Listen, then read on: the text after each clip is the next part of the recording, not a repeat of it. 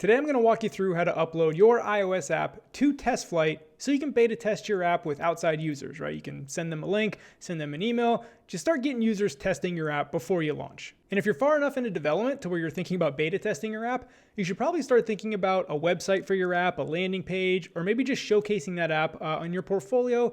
And that brings me to today's sponsor, Squarespace. Head over to squarespace.com/SeanAllen. You can get a website up and running very quickly for your app. Okay, so here we are in Xcode. We're looking at the Appetizers app that I build in my SwiftUI Fundamentals course. You can check that out, link in the description if you're interested. But we're just using that as like the sample app because I'm going to walk you through like in real time actually uploading it. Now, this does start off with two assumptions. I think they're pretty safe assumptions, but one that you have an Apple ID. If you have an iPhone, you have an Apple ID, so hopefully we're good there. And then two, that you have an Apple developer account. So if you haven't signed up for that yet and you're about to beta test your app, it's probably a good time to do that anyway, but I want to let you know that this tutorial will assume that you have an Apple ID and you're signed up for the Apple Developer Program. Okay, so here we are looking at Xcode, but we actually don't start in Xcode. I just wanted to give you like a visual of the project here. We actually start on the internet, the website here. Go to Safari, developer.apple.com.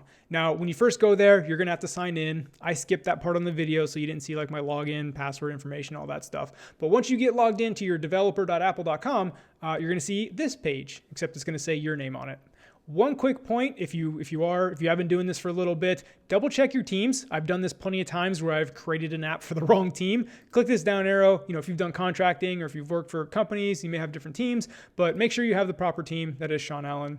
So the first thing we have to do is create an app ID for our app. So you can either hit this giant button that says certificates, identifiers, and profiles, or you can hit this one over here, certificates, IDs, and profiles.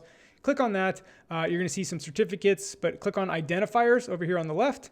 And now these are our app identifiers. You're going to see some old apps that I haven't touched in a while. Maybe you have some, maybe you don't. Either way, you want to hit the plus button next to identifiers because we're going to create a new one. Again, we want an app ID. Hit continue. We want an app, not an app clip, I'm assuming. Hit continue. And here we can do a quick description. I'll say Swift UI Appetizers. And here we're going to do a bundle ID. Now, if we go back to Xcode, back to our project here, click on the project, target here, you see the bundle identifier. It's usually the reverse of your website, like SeanAllen.co is my website, so co.SeanAllen, but do your website, don't do mine. You're going to want to use like your website or something to uniquely identify you as well. And you had to create this when you like created your project. So what I do is I just go into my project, what I already created, do a Command-C to copy. Let's go back to Safari, Command-V to paste it right in there. There you go. So co.SeanAllen.appetizers. And then now we have the option to select our capabilities, right? If you're doing something like class kit, HomeKit, Health Kit, right? Anything you're using in your app, sign in with Apple, Siri Kit, you want to check the capabilities. This app doesn't have any of that. Pretty simple app, so we're not going to check any capabilities. Go ahead and hit continue. And then we're going to like confirm your Apple ID. So we're just going to kind of confirm the information we put in or didn't put in for our capabilities. Yep, we got our bundle ID. That's right. Hit register. Cool. Now you see in our list here, we have the appetizers one down here kind of towards the bottom. So we just created that. So that's step one, and that is in your developer.apple.com account. So just creating the app ID. Now we need to go to App Store Connect to actually create the app on the App Store in TestFlight. So up here in your internet bar, do appstoreconnect.apple.com. You're going to come here. You may have to sign in. Okay, mine automatically logged me in. You may get a login screen. Again, just sign in with your Apple ID. No big deal. Mine went past that. So here, right, if you had apps on the App Store, you can kind of guess here. You can get your app analytics, your sales. This is where you're like, this is like your headquarters for apps on the App Store. We want to go to My Apps. And here you'll see some apps I haven't touched in a while. You may have some there, but you want to hit the plus button next to apps because we're going to create a new one of these, new app.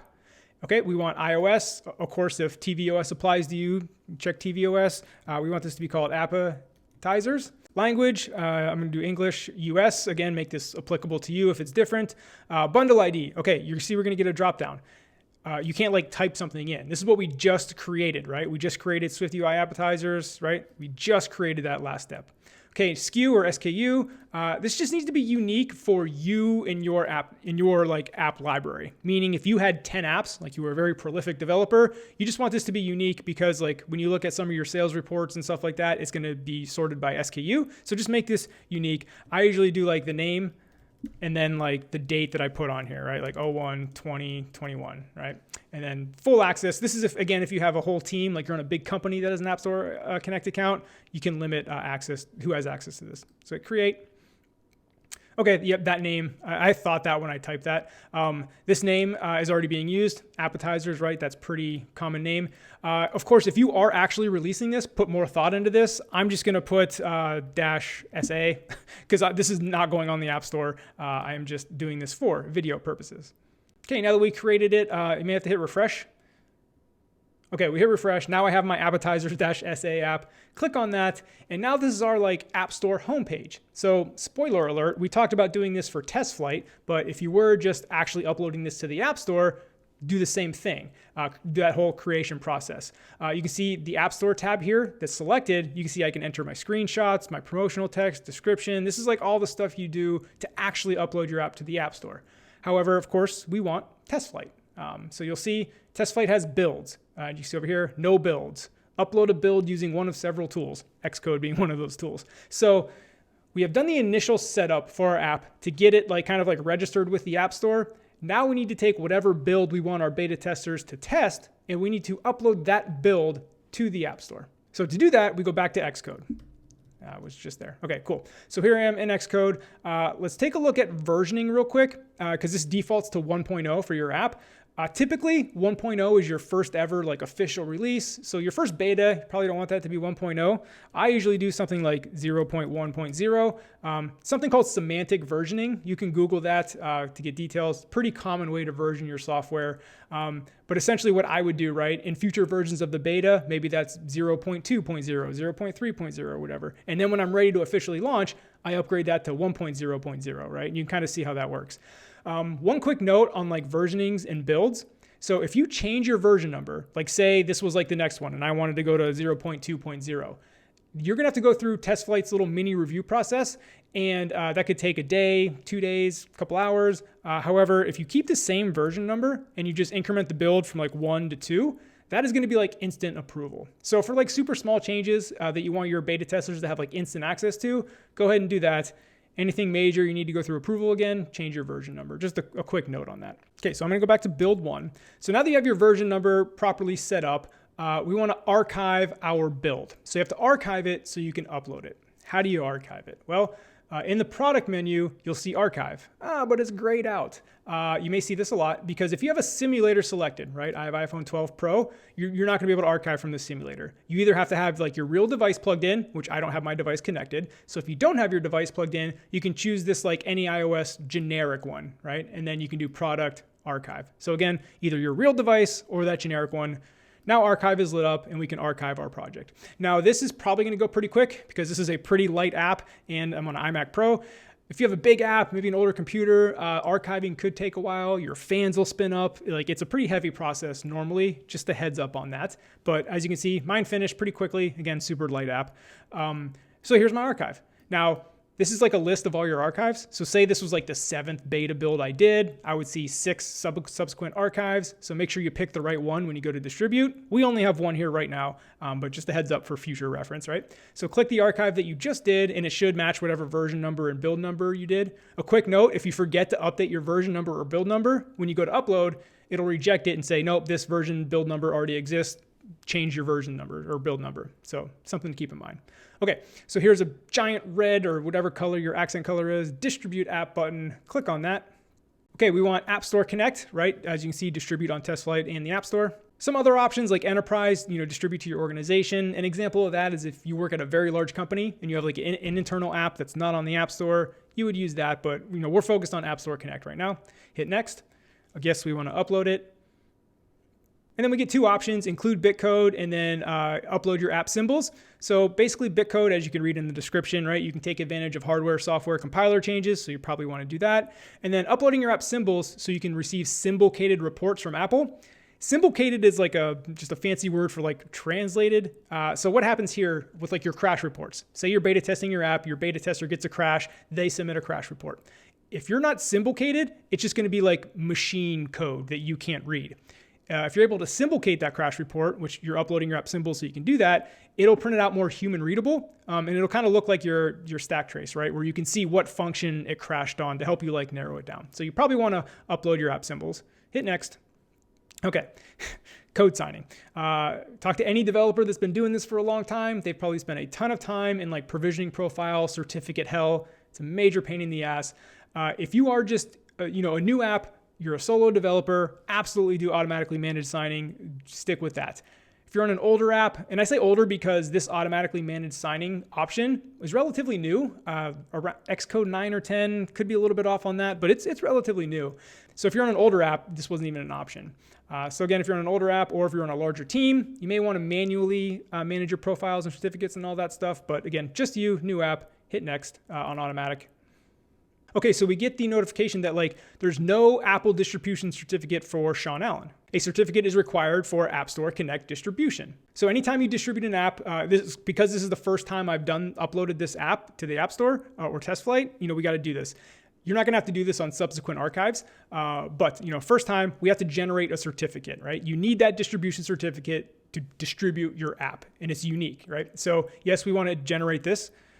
Hit next. And you can also do this in like developer.apple.com, but this is kind of like Xcode, like doing it for us. So what this is a certificate, and one note, it stays locally on your machine. And I want to point this out because this trips a lot of people up. If you have like an older laptop and then you get a new laptop, you're going to have some certificate issues because your certificate's on the old laptop. So anyway, just a heads up there.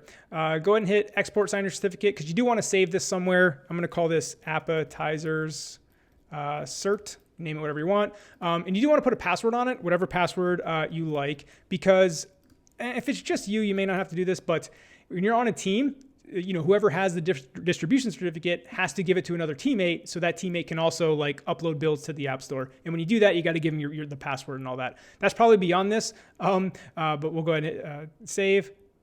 And there it is. You can see it's saved, the certificate. That's what it looks like. It's a .p12 file. Close that out. Hit next. Okay, now it's looking at my keychain. Go ahead and enter your whatever password you have for your computer. Cool, here we go. We have the summary. This is just the last thing you do before you upload. You can check it, right? You can see it's on my certificate. It generated the provisioning profile for me. You can see any entitlements you have, all that stuff. But here's where you hit upload. And then once you do this, it just starts uploading to the App Store. And then we're done with this phase. So hit upload. You can see you get the nice upload bar, making sure everything's going good, right? Send API usage to App Store Connect, waiting for a response. Sometimes this will fail here if you mess something up. Authenticating with the App Store. Hopefully you have your profiles right. I'm doing all this in like real time. Like I can't like test this, right? Because it would already be on the App Store. So I'm hoping everything's good. Okay, it's uploading. So we're good. Okay, wasn't expecting this, but it looks like after reading these errors that I have to have an app icon to upload to TestFlight. I don't know if this is new or not, but I've uploaded plenty of apps to TestFlight that didn't quite have their app icon yet. But all these errors are saying does not have the app icon, does not have the app icon. So I'm going to go ahead and fix this, and we'll be right back, and I'll explain what I did. Okay, so what I did here, because I'm doing this on the fly, I didn't have an app icon for that app because, again, I was not expecting this. But in case you run into this, you just go to your assets catalog, your app icon, and then there's various different app icons you can have. You can see 20 point, 29 point, 40 point, 60 point, and you need like a 2x, 3x, 1x version of it. There's a lot of programs out there like Sketch or so-and-so that will like export all these versions for you. But if you don't have that, you can manually create them, but it'll give you all the dimensions you have. So if you need to import an app icon, here you go. That's how you did it. Okay, so now if we click on Window in Organizer, this is the window that shows the our archives. Okay, so we want to hit Done. This is upload failed. You see that right there? So make sure you're in this window. Let's delete this archive because remember this archive didn't have the app icons, right? So we can't just like try to re-upload that. We're going to run into the same issue. So hit delete. But like I said, I'm keeping this in because rarely does this process go smooth. Like you're always going to run into hiccups. So hopefully these hiccups will kind of like help you in your, maybe you run into the same thing. So now we want to do this over again. Product, archive. Again, you'll see it go. That window will pop up again. We just did this a little bit ago. Cool. Here's our new archive. And again, they're time-stamped. So if you do them on the same day and then the same build number, you can check it. Now let's hit distribute app. I'm going to go through this quicker because it's the same stuff. Cool. App Store Connect. Yes. Upload.